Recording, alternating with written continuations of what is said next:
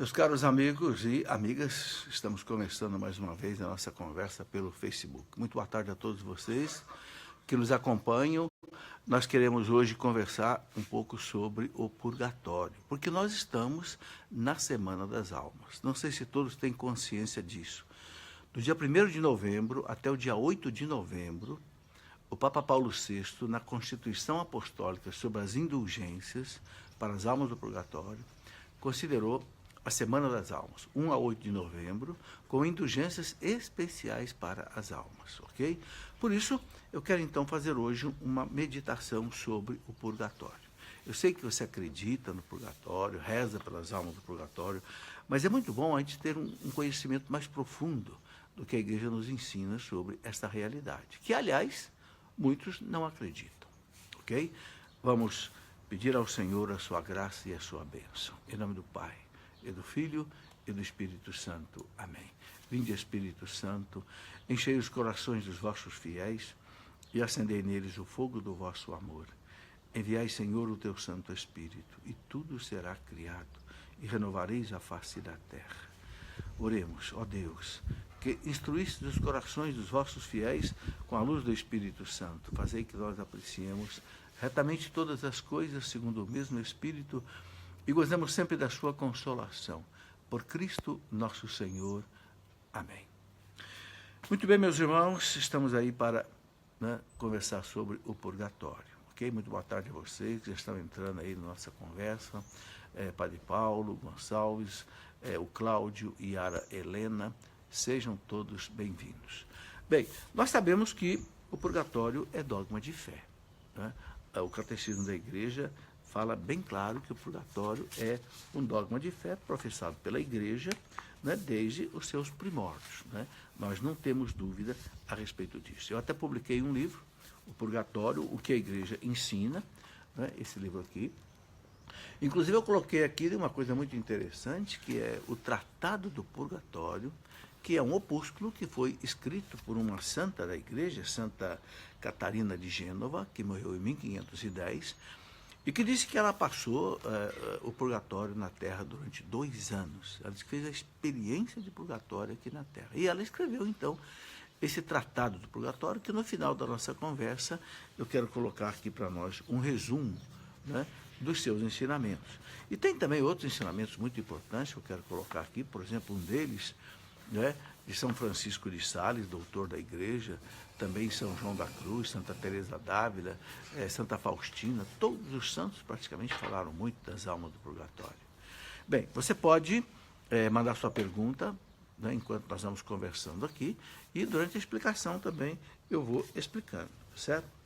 Bom, o Catecismo da Igreja fala muito claro sobre o purgatório, né? No parágrafo 1030, ele explica o seguinte, que os que morrem na graça e na amizade de Deus, mas não estão completamente purificados, embora tenham garantida a sua salvação eterna, passam, após sua morte, por uma purificação a fim de obterem a santidade necessária para entrar na alegria do céu. Bem, aqui nós temos que analisar algumas coisas interessantes. Então, Pedro fala, aqueles que morrem na graça e na amizade de Deus, não é? A maioria de nós, graças a Deus, que vive na igreja, vive na graça e na amizade de Deus. Mas ele fala aqui, mas não estão completamente purificados. Então, quer dizer que mesmo vivendo na graça e na amizade de Deus, a maioria de nós não está 100% purificado, não é verdade? Então, o Catecismo diz, embora tenham garantida a salvação eterna, ou seja, a alma que vai para o purgatório já tem certeza da sua salvação, por isso que ali é um lugar de esperança, não é? Eu costumo brincar dizendo que o purgatório só tem uma porta de saída, para o céu, ok?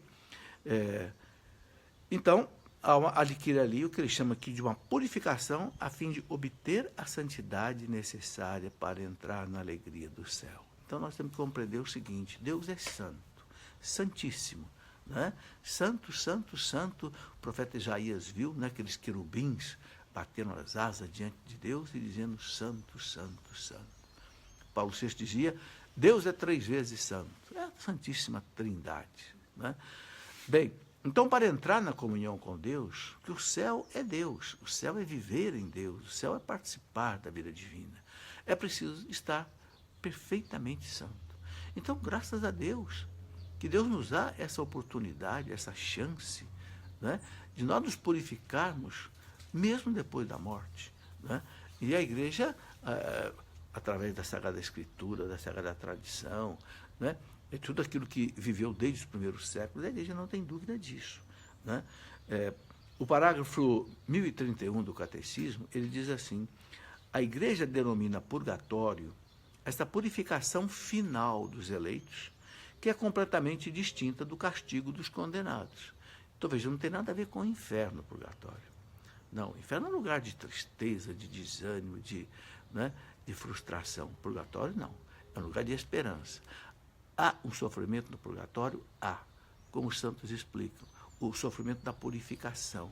Mas não é, né, desespero, angústia, desesperança. A Igreja formulou a doutrina da fé relativa ao purgatório, sobretudo no Concílio de Florença, que foi um concílio lá em 1400 e pouco, né? E de Trento, que foi o concílio depois da reforma de Lutero, que negava o purgatório, e o Concílio de Trento confirmou lá por volta do ano de 1560, por aí, né? Fazendo referência a certos textos da Escritura. Veja bem, a tradição da Igreja fala de um fogo purificador, o que concerne a certas faltas leves. Deve-se crer que existe, antes do juízo, um fogo purificador. Então, ele fala aqui de faltas leves, ou seja, não é pecado mortal, porque a igreja também ensina que a pessoa morre, se ela morre em pecado mortal, ou seja, rompida com Deus, não está na graça nem na amizade de Deus, aí ela vai para o inferno. Mas as faltas que não são graves, pecado mortal, é que podem ser purificadas, né, aí no purgatório. E só Deus sabe que faltas são essas. Né? Então, o catecismo lembra que essa expressão purgatório foi a igreja, a teologia católica quem criou. Porque purgatório vem de purgar, que quer dizer limpar. Né? Então, a alma vai se limpando, vai se purificando, né, das escórias que se juntaram na sua vida, no seu comportamento, até que ela chegue à santidade perfeita. Né? E é muito interessante lembrar duas coisas aqui que o parágrafo 1031 do Catecismo coloca. Vários concílios ecumênicos da Igreja confirmaram a realidade do purgatório. E outras coisas baseadas em textos da Escritura. Okay? Depois eu quero lembrar aqui alguns textos da Escritura que dão base, né, ao purgatório. Bem, o parágrafo 1032 do Catecismo também explica o seguinte: que esse ensinamento apoia-se também na prática da oração pelos defuntos, da qual a Sagrada Escritura fala. E fala onde? Lá no livro de Macabeus. Lá no segundo livro de Macabeus, né, a gente encontra, capítulo 12, versículo 46, algo muito interessante. Antes de Cristo, mais ou menos aí 150 anos antes de Cristo, nós conhecemos aquela luta daquela família dos Macabeus, não é, contra os pagãos gregos que invadiram a Terra Santa com o rei Antíoco Epífanes IV, que queria estabelecer o paganismo em Jerusalém, né, profanaram o templo, instauraram lá no templo de Jerusalém o deus pagão Zeus, né, lá da mitologia grega. Então houve aquela rebelião, aquela revolta dos irmãos Macabeus. E aconteceu uma batalha entre os Macabeus e os gregos, e vários judeus morreram, aliados dos Macabeus. E Judas percebeu que eles morreram porque eles traziam aqui no pescoço um amuleto, ou seja, uma superstição. Então Judas, o que ele fez? Ele mandou fazer uma coleta, mandou para Jerusalém, para que se fosse prestado um culto para que os pecados desses fossem perdoados. Então, o texto exatamente coloca dizendo isso, né? Eis porque ele, Judas Macabeus, mandou oferecer esse sacrifício expiatório pelos que haviam morrido, a fim de que fossem absolvidos de seu pecado. Tá? Está lá em 2 Macabeus 12, 46. Uma explicação interessante que dá do purgatório é o grande Papa e santo doutor da igreja, São Gregório Magno, que foi papa lá por volta do ano 590, foi o primeiro papa beneditino, ele faz uma comparação interessante. Ele diz assim: Jesus diz que o único pecado que não pode ser perdoado, nem neste mundo e nem no outro, é o pecado contra o Espírito Santo. Então ele tira a seguinte conclusão: bom, então quer dizer que há outros pecados que podem ser perdoados no outro mundo. O único que não pode é o pecado contra o Espírito Santo. É aquele endurecimento do coração. São Gregório Magno tira essa conclusão. Então a gente vê que a igreja acredita há muito tempo nisso, né? Depois aqui eu quero citar, por exemplo, o grande São João Crisóstomo, que foi patriarca de Constantinopla, morreu mártir no ano 407, veja bem, lá no século, ele viveu no século IV, né? O São João Crisóstomo, que era esse grande patriarca, ele dizia o seguinte: levemos-lhes socorro e celebremos sua memória. A quem? Aos mortos.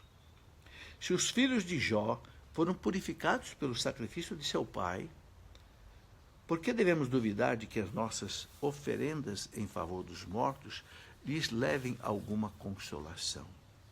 Não hesitemos em socorrer os que partiram e em oferecer nossas orações por eles. Está aí, grande santo doutor da igreja. Não hesitemos em socorrer os que partiram e em oferecer nossas orações por eles. Está lá nas suas homilias, né, sobre a primeira carta de São Paulo aos Coríntios. Então, é por isso que a igreja, em todas as missas, você pode perceber, qualquer que seja a oração eucarística que o padre use na celebração da missa, há sempre o momento de rezar pelos mortos. Ok?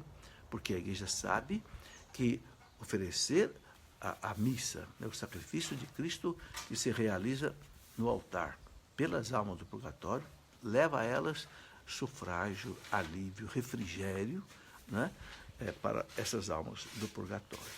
Bom, já estou recebendo aqui algumas perguntas, então já vou respondendo para a gente não deixar de atender, tá? Eu tenho aqui a pergunta da Auxília Domingues. A Auxília pergunta o seguinte: qualquer pessoa boa ou ruim vai primeiro para o purgatório? Auxília, o que a igreja ensina é o seguinte: se a pessoa morre perfeitamente santificada, vai direto para o céu. Ok? Então depende de cada pessoa, né? E realmente esse julgamento só Deus pode fazer. É difícil a gente saber se nós estamos perfeitamente purificados ou não, né? Porque há tantos pecados pequenos que a gente pode cometer, né? Pecado de soberba, pecado de orgulho, pecado de vaidade, pecado de ambição, né? Pecado, não sei, aí no campo, né, das tentações do sexo, da gula, da ira, da inveja, da preguiça. Quer dizer, só no nosso julgamento diante de Cristo, logo após a morte, é que a gente pode saber. Mas se a alma está 100% purificada, ela vai direto para o céu. Aliás, o Papa Bento XII, que foi Papa lá por volta do ano 1300 e pouco, o Papa Bento XII, ele dogmatizou essa questão. Ele definiu como dogma de fé o seguinte: a pessoa que morre perfeitamente santa vai para o céu direto. Ou aquela que passa pelo purgatório, se purifica e também vai para o céu. Ou seja, ele deixou claro que no céu já existem as almas em comunhão com Deus, inclusive intercedendo por nós. Por quê? Porque nós sabemos, é importante saber isso, porque, infelizmente, nossos irmãos protestantes separados, eles não acreditam nisso. A maioria das denominações protestantes acredita que todos que morrem estão dormindo e que só vão ressuscitar, só vão acordar quando Cristo voltar. Para nós, não. Para nós, a alma não morre, porque não dorme, porque a alma é espiritual. O que dorme é o corpo, a alma é espírito. O espírito não morre e o espírito não dorme. Então a nossa alma, quando se separa do corpo, que é a morte, volta para Deus, ela passa por um juízo diante de Deus, é um juízo particular. E ali já fica definida se a alma vai para o céu, para o purgatório completar sua santificação, ou se rompeu com Deus definitivamente, por culpa própria, então pode ir até para o inferno. Lilian Dutra, como sabemos se a pessoa já foi para o céu ou está no purgatório? Ô Lilian, realmente a gente não consegue saber. Quando a igreja canoniza alguém ou beatifica alguém, pronto, aí a igreja nos dá certeza de que essa pessoa está no céu. Mas é a única coisa que a gente sabe, né? A igreja nunca disse oficialmente o nome de uma pessoa que esteja no purgatório ou que esteja no inferno. Não quer dizer que o purgatório ou o inferno esteja vazio, não. Mas a igreja, ela só disse até hoje nomes de pessoas que estão no céu. Mais de 20 mil pessoas, a igreja já falou, das que estão no céu. Portanto, se a gente tem algum parente que já faleceu e ele não é canonizado, né? A maioria, claro, não é, então devemos rezar por essa alma, independente de saber se ela está no purgatório ou se ela está no céu. Se ela está no céu, o que nós prestamos de oração para ela, Deus vai, né, fazer uso dessas orações como ele achar melhor. James Correia, por que hoje escutamos de nossos padres de que quem morreu está na glória, está junto de Deus, ou está no céu intercedendo por nós, e não mencionam em hipótese alguma o purgatório? Realmente, James, você tem razão, né? Nós não temos certeza absoluta de que a pessoa já está na glória de Deus. Pode realmente ter uma passagem pelo purgatório, né? Então, eu concordo com você que nós devemos rezar pela alma dela. E por que a gente reza pela alma? Missa de sétimo dia, missa de ano, missa tal. Por quê? Exatamente porque a gente não sabe se está no purgatório ou se está no céu. Márcio Moreira, é preciso rezar as indulgências para o falecido somente na igreja? Não, Márcio. O que a gente pode rezar pelas indulgências? Eu escrevi um livro, né, O que são as indulgências. Esse livro aqui eu coloquei uma coisa muito importante, que é a seguinte. O Papa Paulo VI, em 1967, depois que terminou o Concílio Vaticano II, em 1965, a igreja, o concílio, revisou a questão das indulgências. E muita gente até pensou que a igreja fosse acabar com indulgências, né? Mas a igreja nunca acaba com aquilo que ela criou, porque ela sabe que aquilo que ela criou inspirada pelo Espírito Santo. E as indulgências existem desde o primeiro século. Então, o Papa Paulo VI escreveu a Constituição das Indulgências. E ali ele colocou 70 orações indulgenciadas, ou seja, orações que, se você rezar, você adquire para as almas do purgatório, né, vamos dizer assim, um certo desconto nas penas temporais que ela teria que pagar no purgatório. Eu vou explicar isso com mais detalhe, o que são essas penas temporais, não é? Agora, essas orações não obrigatoriamente têm que ser rezadas na igreja. Não. Eu aproveito aqui para explicar duas coisas. Uma coisa muito importante que o Papa Paulo VI explica no Manual das Indulgências. Ele fala o seguinte: quando nós cometemos um pecado, o pecado tem duas consequências. A culpa, que é a ofensa a Deus, que é perdoada na confissão, porque Cristo pagou com o seu sangue o nosso perdão, que nós conseguimos na confissão. Mas também fica a chamada pena. Então, é a culpa, a ofensa a Deus. E a pena? O que é a pena? Chamada de pena temporal. É o mal que o pecado deixou. Qual é o mal que o pecado deixou? Bem, quando eu peco, eu torno menos santo. Não é verdade? Eu me torno mais pecador. O meu pecado pode fazer mal para outras pessoas, faz mal para a igreja. O Catecismo da Igreja diz que a pior realidade que existe para o pecador, para a igreja e para o mundo é o pecado. Então, o pecado faz um estrago. Não é só em mim, também na igreja e no mundo. Então, fica aí a chamada pena temporal. É esta pena temporal que a gente cumpre no purgatório ou aqui neste mundo e que vai nos purificando. Então, as indulgências que a gente reza, as orações, as esmolas, as missas, os sacrifícios, as peregrinações que a gente faz no caráter de indulgência, vai descontando, vamos dizer assim, essas penas temporais que nós devemos pagar no purgatório. Ok? ok? Veja, o pecado já foi perdoado, a culpa já foi perdoada, mas fica o que chama de pena temporal. É isso que se cumpre no purgatório. Bem, eu quero aproveitar, então, para explicar a questão das indulgências. Então, as indulgências, elas podem ser de duas maneiras. Elas podem ser parciais ou plenárias. O que é a indulgência parcial? É aquela indulgência que cancela parte da pena temporal que a alma teria que cumprir no purgatório. E a indulgência plenária é uma indulgência em que a pessoa, a alma do purgatório, fica totalmente livre de todas as penas. Ou seja, ela chega à santificação, assim como que de imediato. Veja, tudo isso está no Manual das Indulgências do Papa Paulo VI. Eu não estou inventando nada aqui. Dessas 70 orações que eu falei, que existem no Manual das Indulgências, a maioria delas é para se conseguir a indulgência parcial, para você ou para uma alma do purgatório. Por exemplo, um simples sinal da cruz bem feito, em nome do Pai, e do Filho, e do Espírito Santo, amém? Da indulgência parcial. E tem muitas, é muito interessante conhecer essas orações, porque muitas vezes a gente não faz essas orações, porque a gente não sabe que elas existem. E também há aí as orações que dão indulgência plenária. E o mais importante das indulgências plenárias que o Papa coloca é o seguinte, essa explicação é muito importante.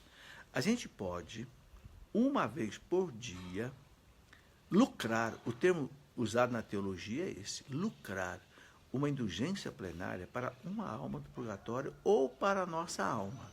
A gente não pode oferecer a indulgência para uma alma de uma pessoa viva, mas você pode oferecer para a sua alma ou para a alma de alguém que já morreu.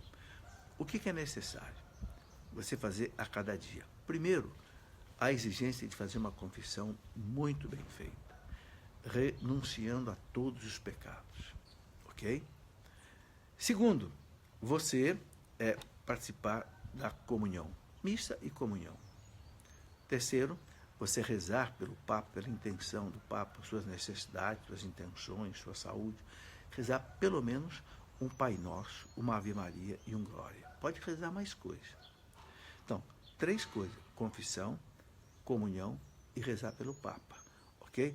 Confissão não precisa ser todo dia, claro, é uma confissão, você pode lucrar indulgência aí por uma semana, por um mês, se você não precisar ter outra confissão, se você não tiver pecado mortal, pecado grave. Agora, a oração pelo Papa e a comunhão tem que ser todo dia. E tem uma quarta condição. A quarta condição, você pode escolher entre 4 alternativas.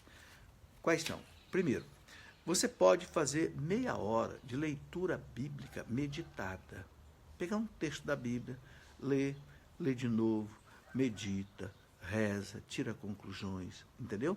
É chamada Lectio Divina, a leitura divina da Bíblia. Ou então, você pode rezar um terço em família, ou na comunidade, ou numa igreja, né? Diante de um oratório. É outra condição. A terceira alternativa é você fazer a Via Sacra, aqueles 14 quadrinhos que todas as igrejas têm, ok? Seguindo lá aquelas 14 estações, certo? E uma outra alternativa ainda é você fazer meia hora de adoração ao Santíssimo diante do sacrário. Então, vou repetir. 3 coisas não podem mudar, sempre tem que existir: confissão, comunhão e a oração pelo Papa. Pai Nosso, Ave Maria e o Glória. A quarta exigência, você escolhe entre 4 alternativas: a reza do terço, a leitura da Bíblia por meia hora, a Via Sacra ou adoração ao Santíssimo por meia hora. Feito isso, você oferece para uma alma do purgatório, ok? E aí, quando você vai comungar, você vai à missa, você se confessa, você coloca essa intenção. Quando você for confessar, olha, padre, eu quero essa confissão, eu tenho também como objetivo oferecer indulgências plenárias para as almas. Ok? O manual diz que a gente deve fazer esse oferecimento. Muito bem, então aí é o que a igreja nos explica. Continuando aqui as respostas, né? Então, o Márcio, não é necessário rezar todas as orações na igreja. Evidentemente, a missa, a comunhão, né? Você vai rezar na igreja. Bom, Luiz Carlos você poderia explicar como provar na Bíblia que existe purgatório? Bem, então eu vou voltar aqui à questão. Nesse livro que eu escrevi, o Purgatório, né, eu coloquei um capítulo que é o seguinte, o purgatório na missa. A primeira colocação eu já fiz, que é aquela de Macabeus, 2 Macabeus 12, né, 46, em que Judas Macabeus manda rezar pelas almas daqueles que tinham morrido, porque ele diz, né, é um costume salutar rezar pelas almas dos mortos, porque para que eles tenham o perdão de seus pecados. Ó, isso é purgatório puro. Perdão dos pecados depois da morte só no purgatório. Então você vê que já no Antigo Testamento você tem aí uma referência.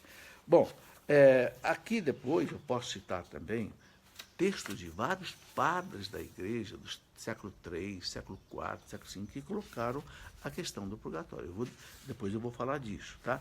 Mas eu quero aqui pegar alguns textos em que eu coloco aqui o purgatório na Bíblia. É preciso, então, lembrar de novo o seguinte, não existe a palavra purgatório na Bíblia. O que existe na Bíblia é o embasamento bíblico da realidade de purgatório. Ok?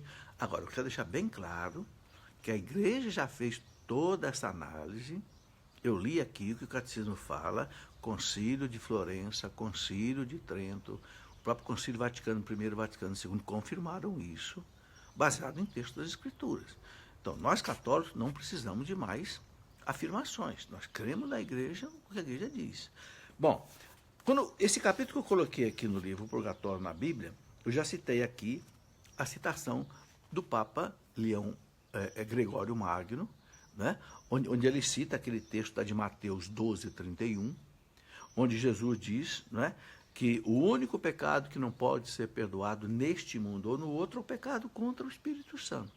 Então, a conclusão que São Gregório Magno tira é que, então, outros pecados, né, que não sejam contra o Espírito Santo podem ser perdoados na outra vida. Olha, na outra vida, quando a pessoa está no estado do purgatório, né? Bom, eu quero aqui lembrar um outro texto, né, que São Paulo coloca. Por exemplo, em 1 Coríntios 3,10, São Paulo fala daqueles que se salvam como que passando pelo fogo.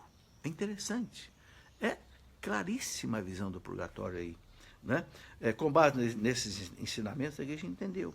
São Paulo fala de pessoas que construíram sob o fundamento que é Jesus Cristo, não é? Ou seja, estão na amizade de Cristo, estão na graça de Cristo. Mas ele fala, uns utilizando material precioso, resistente ao fogo, ele coloca assim, ouro, prata, pedras preciosas, e outros usaram materiais, é uma comparação que São Paulo fala, que não resistem ao fogo, palha, madeira. Ele fala, são todos fiéis a Cristo. No entanto, uns com muito zelo e fervor, e outros com tibieza e relutância.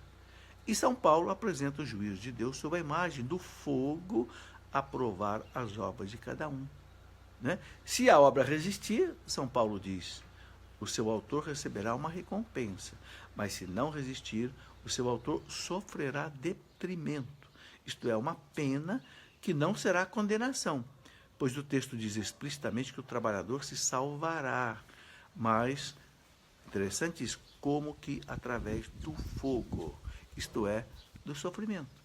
Essa expressão fogo do purgatório é uma expressão simbólica, porque a alma não queima como o papel, a madeira, certo? Esse fogo aí, esse fogo purificador, é um sentido assim do sofrimento, da dor que a alma sente, de saudade de Deus e não poder ainda estar na comunhão com Deus por causa da sua própria culpa, dos seus pecados, tá?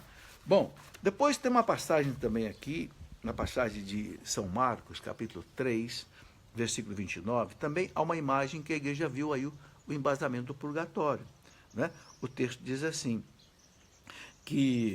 mas se o tal administrador imaginar consigo, meu senhor tardará a vir, e começar a espancar os servos e as servas, a comer e a beber e a embriagar-se, o senhor daquele servo virá no dia em que não o esperar e o mandará ao destino dos infiéis. O servo, agora que é importante, o servo, que apesar de conhecer a vontade de seu senhor, nada preparou e lhe desobedeceu, será açoitado com um número de golpes. Mas aquele que, ignorando a vontade do seu senhor, fizer coisas repreensíveis, será açoitado com poucos golpes. Então você está vendo aí uma graduação? Poucos golpes, muitos golpes. Porque a quem muito se deu, muito se exigirá. Quanto mais se confiar a alguém, mais se há de exigir. A igreja viu aí o indício do purgatório. Não é? Bom, e tem mais outras passagens. Por exemplo, Lucas 12, 58 e 59. O que está em Lucas 12, 58 e 59? Que a igreja viu aí indício do purgatório. Ora, quando fores com o teu adversário ao magistrado, faz o possível para entrar em acordo com ele pelo caminho, a fim de que ele não te arraste ao juiz, e o juiz te entregue ao executor, e o executor te ponha na prisão. Digo-te, não sairás dali até pagares o último centavo.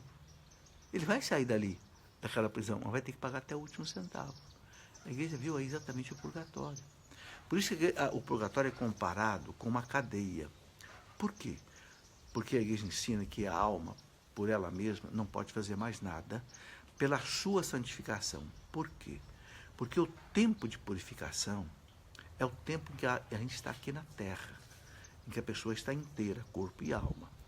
Quando está só a alma, ela não consegue mais méritos diante de Deus. Então, quem é que socorre a alma do purgatório? Dentro da comunhão dos santos, é a igreja triunfante que está no céu e a igreja padecente que está na terra, que reza pela igreja padecente, né, do purgatório. Então, a gente vê bem claro. Bom, tem ainda outros textos que Jesus coloca. Eu vou colocar mais um apenas, eu podia ficar aqui colocando bem mais. Mas não só para colocar o seguinte, né? A passagem bíblica que a gente encontra lá em Mateus 5, 22, 26.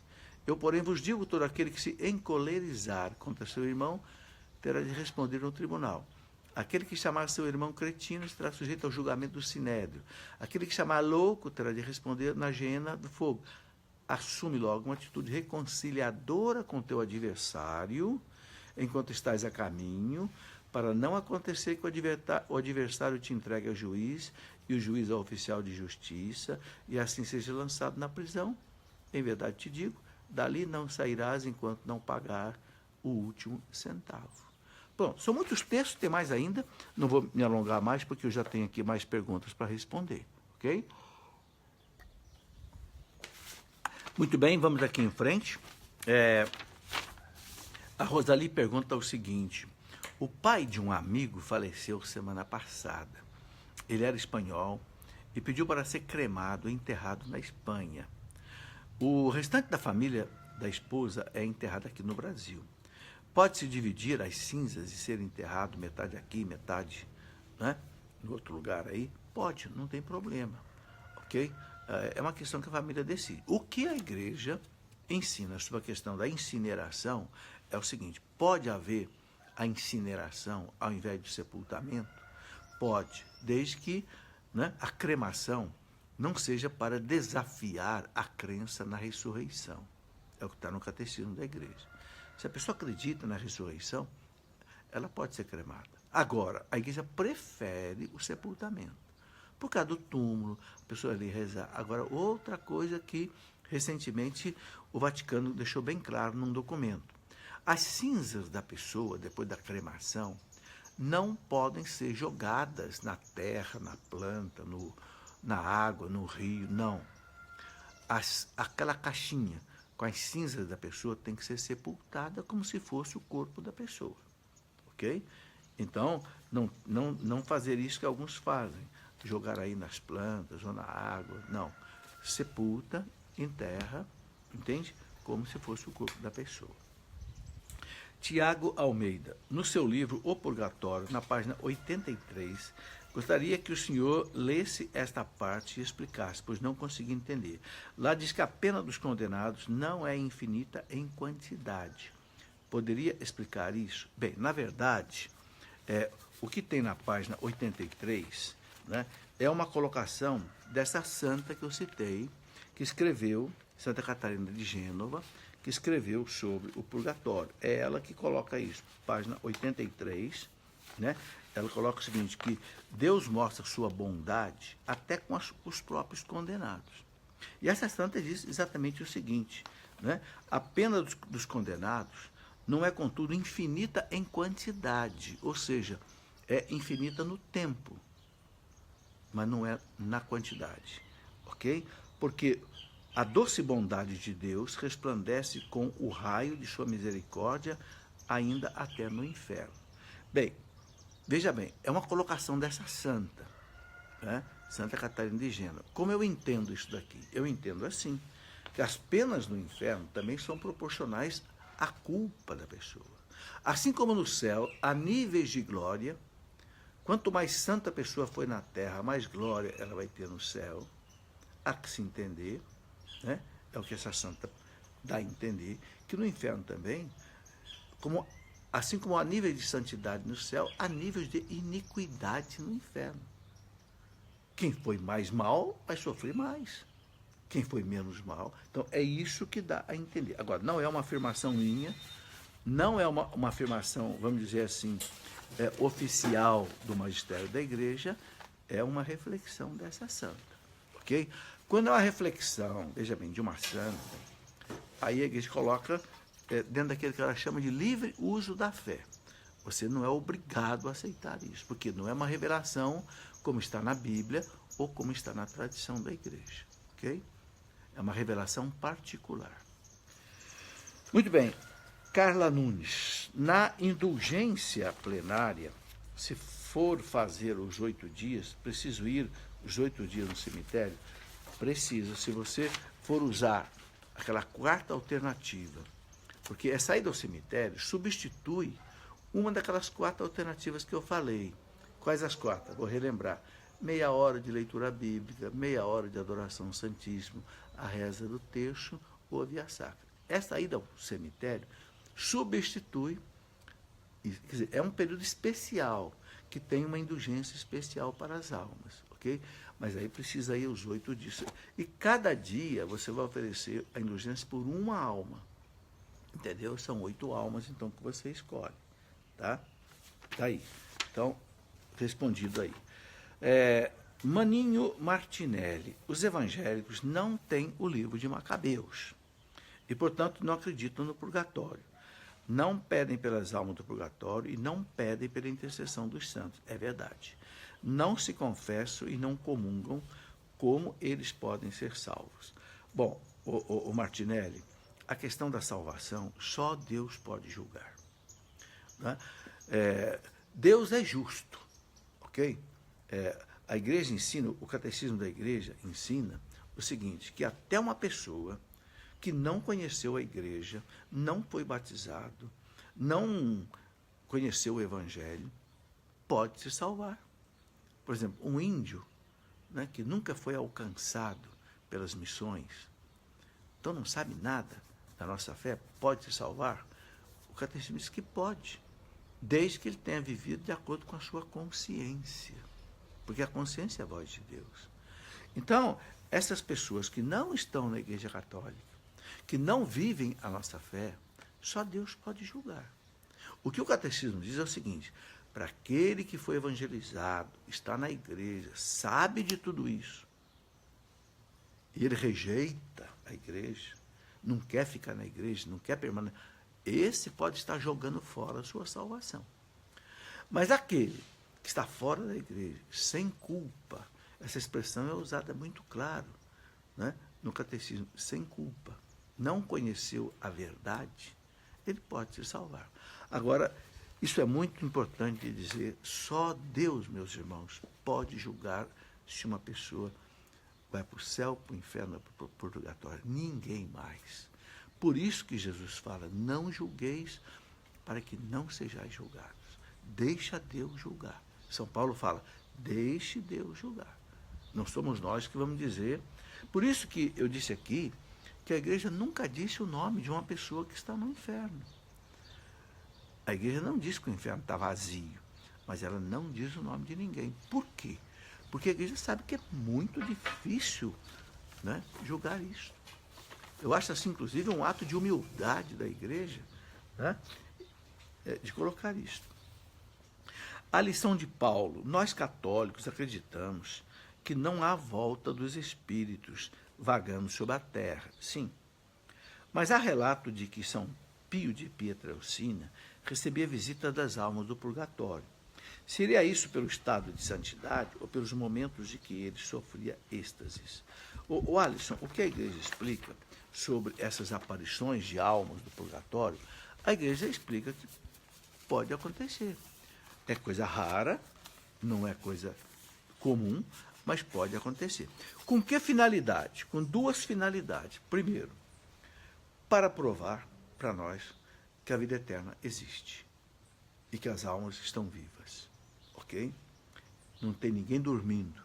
Primeira consequência que se tira. Segundo, muitas vezes uma alma aparece para pedir oração, missa. São muitos os santos que receberam visitas de alma. Não é só o Padre Pio, não. Almas pedindo, por favor, reza para mim. 30 missas. Por exemplo, não sei se já ouviram falar das 30 missas gregorianas. O que são as 30 missas gregorianas? Aconteceu de um frade beneditino que morreu. Encontraram na gaveta da escrivaninha dele algumas moedas de ouro. Era um pecado, porque São Bento proibia dos seus frades terem dinheiro. Então, quando ele morreu, né, ficaram preocupados. Ele morreu com aquele pecado. E começaram a rezar, pedindo a salvação dele. Esse frade que tinha morrido apareceu para um dos monges do mosteiro beneditino, pedindo que rezassem por ele 30 missas pela alma dele. E eles fizeram isso. Quando terminou a 30ª missa por ele, ele apareceu de novo e disse que estava, então, indo para o céu. Aí surgiu o costume das 30 missas gregorianas, que é muito considerado por muitos. Então, pode acontecer. E não tem nada a ver com almas vagando por aí. Não, é almas que estão no lugar que Deus determinou, mas que Deus permite. Por exemplo, Deus permitiu que as almas de Elias e Moisés aparecessem para Jesus, ok? Lá no Monte Tabor. Foram as almas de Elias e de Moisés. Evidentemente visualizadas, para que até os apóstolos pudessem ver. Isso é uma coisa que Deus pode fazer, permitir que a alma se torne visível. Assim como às vezes as pessoas veem anjos visíveis. Olha, anjo não tem corpo. Mas, numa visualização, a pessoa pode ter, né, essa visão e poder entender o que está acontecendo. Muito bem, então, é isso que a igreja nos ensina. Maria Serafim: hoje rezei o terço da misericórdia pela alma do meu irmão, mas fico imaginando, será que ele ainda está no purgatório? Rezo todos os dias pelas benditas almas do purgatório. E se não estiverem mais no purgatório? Maria Serafim, fique tranquila. Nenhuma oração diante de Deus se perde. Se, graças a Deus, seu irmão não estiver mais no purgatório, eu também já faleceu meu pai, minha mãe, 2 irmãos, minha esposa. Todos os dias eu rezo pelas almas deles na missa. Não sei se eles estão no purgatório ou se estão no céu. Deixa com Deus. Vamos fazer a nossa parte. A nossa parte é oferecer por eles as orações, as esmolas, os sacrifícios, as nossas dores, as nossas provações. Ofereça para eles. Se eles não precisarem mais, certamente outros vão ser beneficiados. Ou a gente mesmo, né? Tudo bem. Emília Gonçalves: o pecado que é de nosso conhecimento, e apesar de Cristo reincidimos no mesmo, é mais pecado e não é perdoável? Emília, sempre é perdoável. Se a gente tem um pecado, recai no pecado, né? As pessoas até costumam brincar, dizer que é pecado de estimação, né? Sempre cai nele.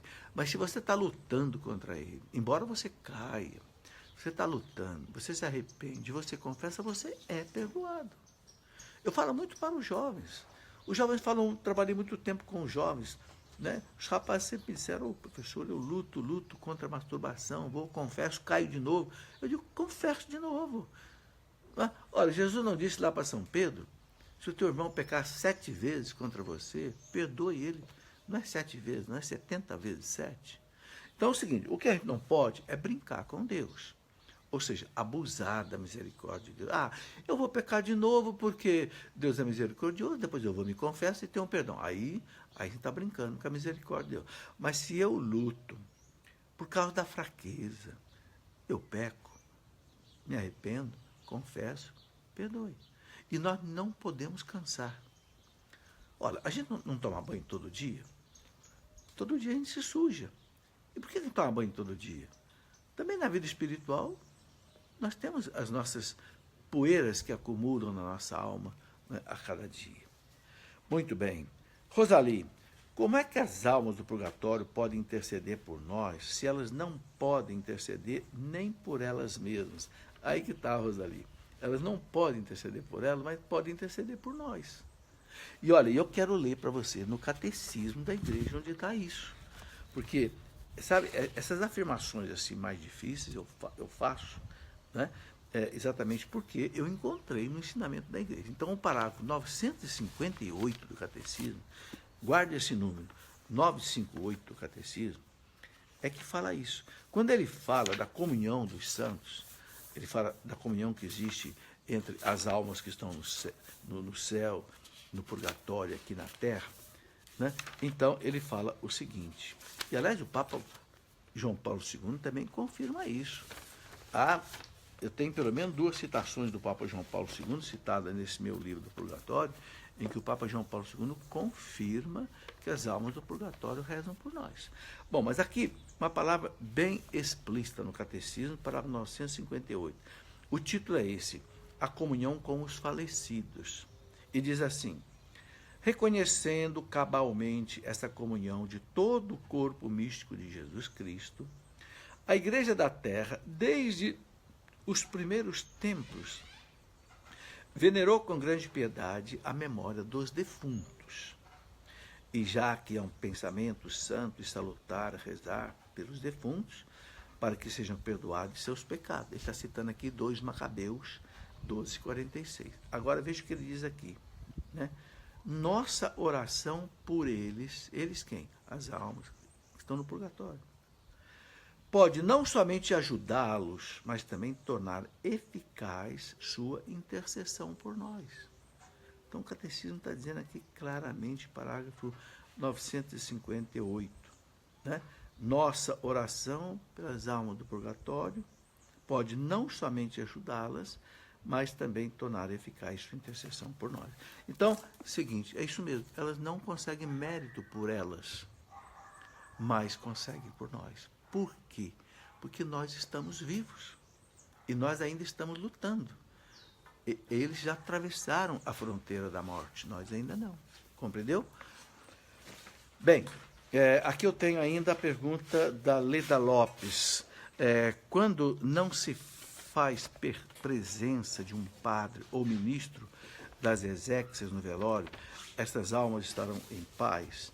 Leda, se não houver um padre, ou um diácono, ou mesmo um ministro da Eucaristia autorizado para fazer as exéquias, então a própria família deve rezar pela alma. Reza um terço. Pede a Deus para que ele perdoe os pecados dessa pessoa. Mesmo que não seja um ato oficial da igreja, Deus sempre ouve as nossas orações, principalmente a oração dos parentes da pessoa que morreu. Então, o que não pode é deixar de rezar. Morreu, não tem padre, não tem ministro, não tem diácono. Alguém do grupo, dos amigos, puxe um terço, reze um terço da misericórdia, cante um cântico de misericórdia, peça a Deus o perdão pelas almas, dos pecados dessa pessoa. Pronto. E Deus ouve, certo? Emerson Martins, nossos anjos e Nossa Senhora visitam as almas que estão no purgatório. Emerson, sim, o São Francisco de Sales, naquela naquelas coisas que ele ensina sobre o purgatório, que eu quero ler aqui ainda antes de terminar o nosso programa, São Francisco de Sales deixa bem claro, né, que os anjos visitam as almas do purgatório. Olha, é um doutor da igreja, certo? Bem, outra pergunta aqui, Rotenberg Duarte, professor, por que Lutero alega que as indulgências eram vendidas pela igreja? O Rotenberg, na verdade, houve um mau uso, uma má pregação das indulgências. Nós não podemos negar isto. Houve erro ali, houve, sabe, coisas erradas. Ou seja, a indulgência é válida, nunca foi cancelada. Mas, infelizmente, você sabe, tem pessoas que fazem as coisas erradas. Eu não tenho tempo de explicar aqui agora, eu escrevi um livro, né, para entender a reforma protestante, a reforma luterana, né? Sabe, nesse livro aqui eu explico, né, para entender a reforma protestante. Eu explico direitinho o que houve ali na Alemanha que fez Lutero se revoltar e tal. Ele tinha razão com o mau uso que era feito das indulgências, mas ele não precisava fazer o que fez. Um erro não justifica outro. Ele não tinha que se colocar contra a igreja, contra o Papa, contra os sacramentos, contra a Eucaristia, contra a Maria, não.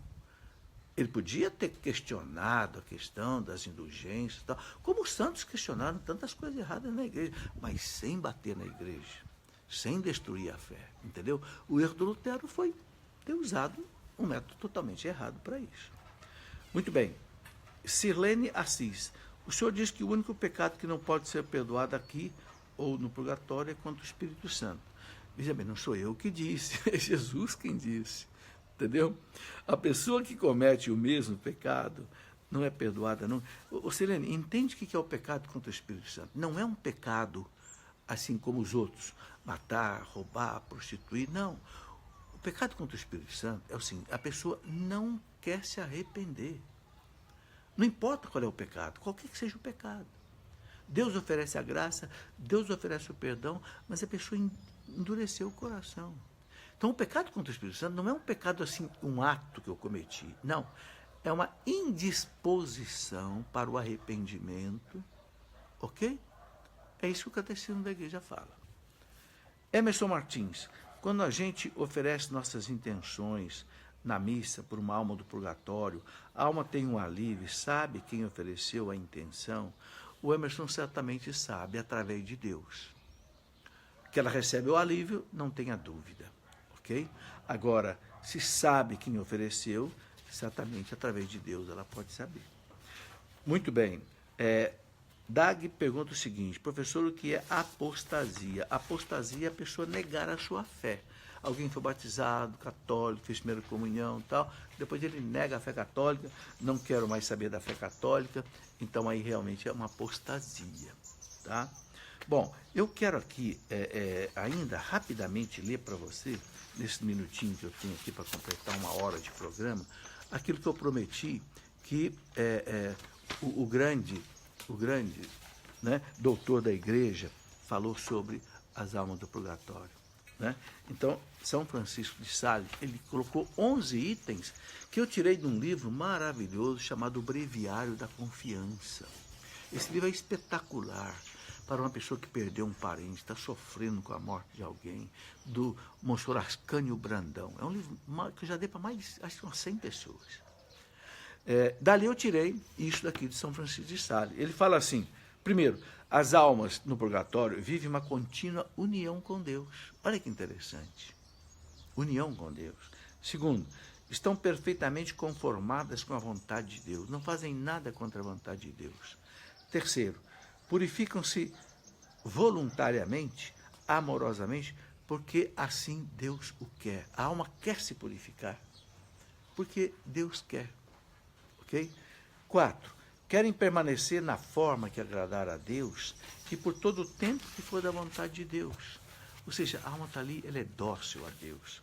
São invencíveis, é o item 5, são invencíveis na prova e não podem ter um movimento sequer de impaciência, nem cometer qualquer imperfeição. Não pecam mais, são totalmente submissas à vontade de Deus. 6. Amam mais a Deus do que a si próprias, com amor simples, puro e desinteressado. São consoladas pelos anjos. Olha, número 7. 8. Estão certas da sua salvação, com uma esperança inigualável. Isso é um lugar de muita esperança. 9. As suas amarguras são aliviadas por uma paz profunda. Quer dizer, tem amargura, mas tem paz. 6. Se é enorme a dor que sentem, a caridade derrama-lhes no coração inefável ternura. Né? A caridade que é mais forte do que a morte e mais poderosa do que o inferno. E 11, ele termina dizendo assim, o purgatório é um feliz estado. Não é um lugar, é um estado da alma, né? Mais desejável que temível, porque as chamas que lá existem são chamas de amor. Olha, dá até vontade de ir para o purgatório, não dá? Pensa bem, pelo menos sai dali e já sabe que vai para o céu. Bem, meus irmãos, aqui chegamos ao final do programa. Eu quero só colocar aqui 2 avisos. Primeiro, eu tenho aqui alguns lançamentos para mostrar para vocês. Eu tenho escrito a vida dos santos, porque eu tenho visto que os santos, a vida deles é um meio de evangelização muito bom. Então, escrevi São Bento, pai da Europa. São Bento é extraordinário. Né? Os mosteiros beneditinos de mais de 1.500 anos transformaram a Europa num continente católico. Por isso ele é chamado de pai da Europa. Né? Santo Antônio, esse santo querido, doutor da igreja, que morreu tão cedo, né? 35 anos, mas pregava até para o Papa Gregório IX. E Dom Henrique Soares, o grande Dom Henrique Soares, que muita gente acompanha aí pela internet, escreveu um livro, Escatologia, né? Ele chamou de Sobre o Fim do Mundo, o subtítulo. Né? Inclusive, Dom Henrique Soares, se Deus quiser, vai estar comigo no programa Escola da Fé, no dia 23 de novembro, na Canção Nova, é uma quinta-feira, às 8 horas da noite. Muito bem. Esses livros todos e outros livros nossos, você pode encontrar no site loja.cleofas.com.br. Tá? E eu quero lembrar que o curso bíblico, ou melhor, quero lembrar que na nossa Escola da Fé online, pelo meu site Cleofas, que é um curso de teologia à distância, estamos começando agora, em novembro, um curso bíblico, onde eu vou explicar como a Bíblia foi escrita, por que a Bíblia protestante é diferente, como interpretar a Bíblia, o que são gêneros literários. Vou pegar livro por livro da Bíblia, dos 72 livros da Bíblia, e vou explicar um por um. Ok? É um curso bíblico. Você pode entrar aí no site Cleofa, tem uma caixinha lá escrita assim, Escola da Fé Online. Ali você clica, tem todas as informações, como é que você se inscreve, eu respondo as perguntas toda semana, etc. Ok? Bom, amanhã teremos a nossa conversa às 20 horas, ok? Sobre a importância da formação católica.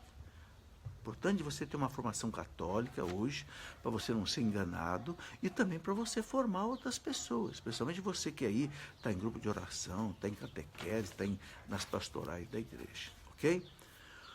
Uma boa tarde a vocês todos, que Deus nos abençoe, que Deus abençoe vocês, que derrame sobre toda a sua graça e a sua bênção. Muito obrigado.